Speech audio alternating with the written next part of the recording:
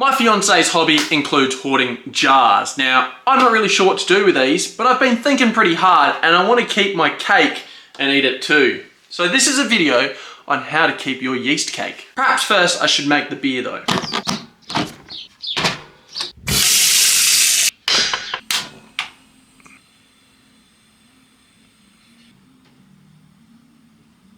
Now in this brew I'm using 3 malts, if I could get into the bag. Woo!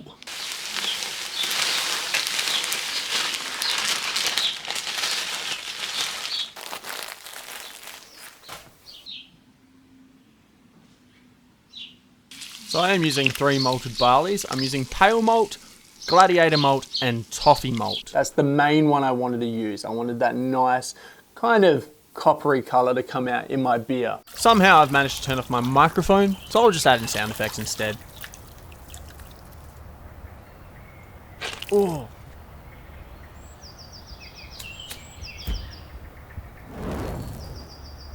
So this is why I'm not allowed to brew inside anymore. In goes a kilo of light malts.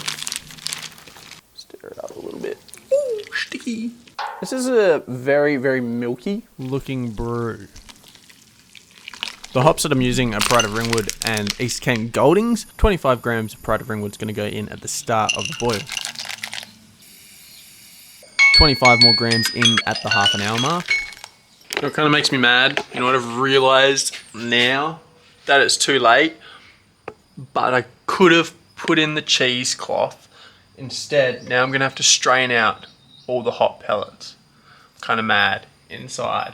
I wish I thought, like, work smarter, not harder, Corey. Finally, 15 grams of Goldings at flame out.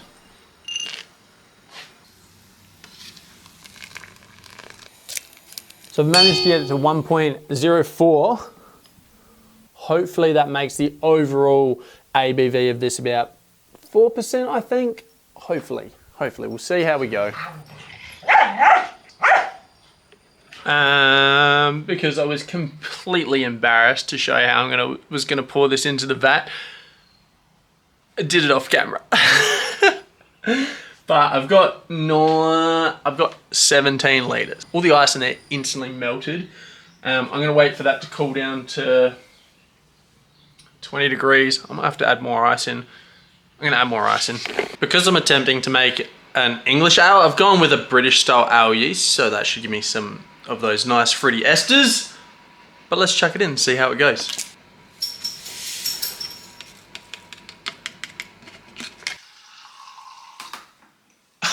Yuck! Ooh! It's like, that's a bit gross. It's like all the yeast and hops that are left there is the first thing to come out. Gross. If you look at the comparison, I know it's in a white container, but if you look at the comparison of how coppery that is compared to that color, that doesn't really look right, does it?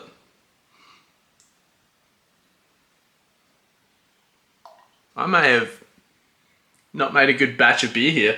I'm worried because that's a fair difference in color, and I'm worried that I've put the little valve that's inside my fermentation vessel upside down because it's meant to suck from up and not suck from underneath, which means it's probably sucking all that yeast out, and I'm gonna lose my yeast cake. If not, I'm gonna lose all of my beer here, which I'm also not wanting to do. Really? These can be the ones I give to people. I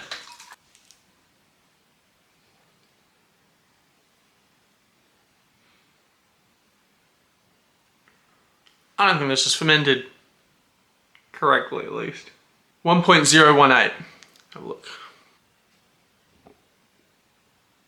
Oh, I definitely messed up somewhere because it's going to be 2% alcohol. No weird aromas.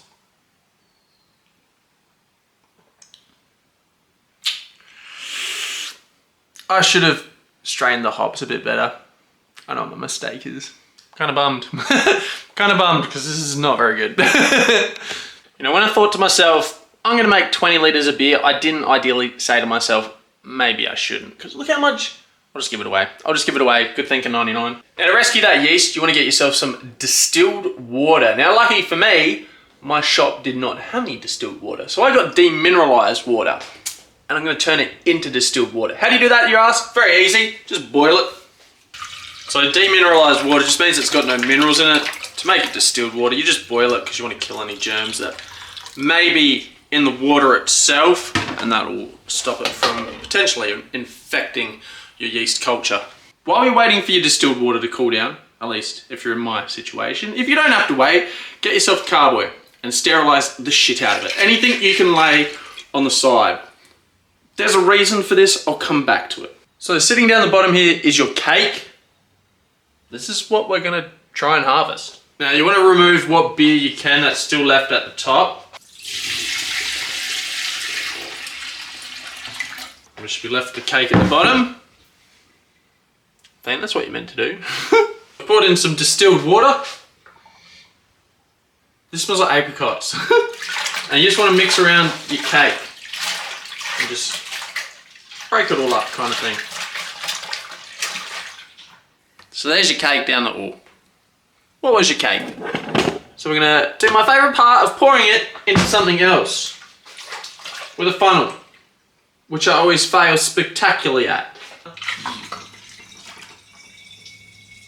Yeah, right. I only missed a little bit though. Only a little bit.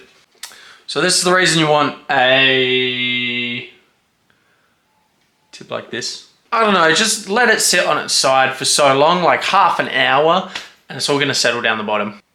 So now that you've got that bit of separation, completely up to you if you want to do it a second time. I'm not gonna do that, I'm actually gonna pour it into those spare jars that I have.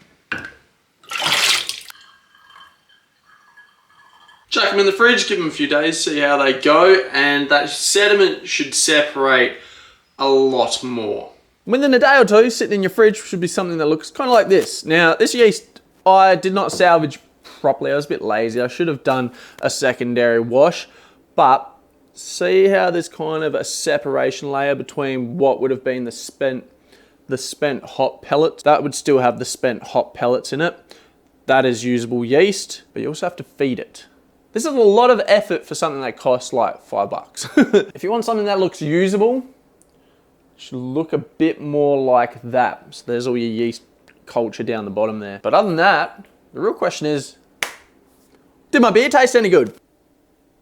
I have a feeling that this one hasn't carbonated because it's, I didn't fill it up high enough. Please. Now, my initial idea when I made this beer, I thought it would be quite dark because I was using toffee malt barley and I was hoping it'd give it some kind of sweet flavors. But what it did instead is it's made it quite light. Have a look.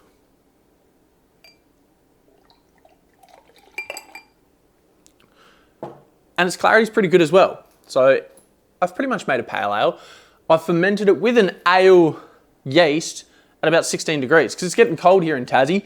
So I think that's something I need to figure out for future brews, but I'll be making mainly lagers in winter now. But have a look, pretty good color. It's a pretty good color. I use that toffee malt. Smell-wise, it kind of smells.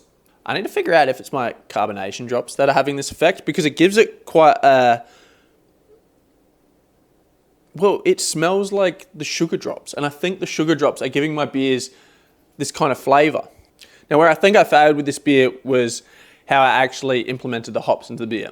I have now got a hop sock, so that's one issue I've fixed. I've learnt from that mistake, and I can actually remove them.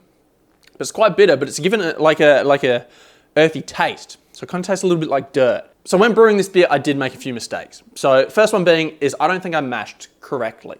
My beer came out to be about 2% alcohol. My original estimate with the bill I was using should have been about 4%. So I made a mistake there. I now own a hop sock, so I can remove the hops a lot easier after the boil, and they're not going to end up in my fermentation tank with the yeast. I just need to keep learning. I'm so new to this, and I'm enjoying it way too much. But I need to learn from my own mistakes, like these 9 painful brewing mistakes that I made right here. I'm very actually proud of this video. Please click it, go watch it, subscribe if you're not subscribed, and I hope to see you again very, very shortly. Thank you.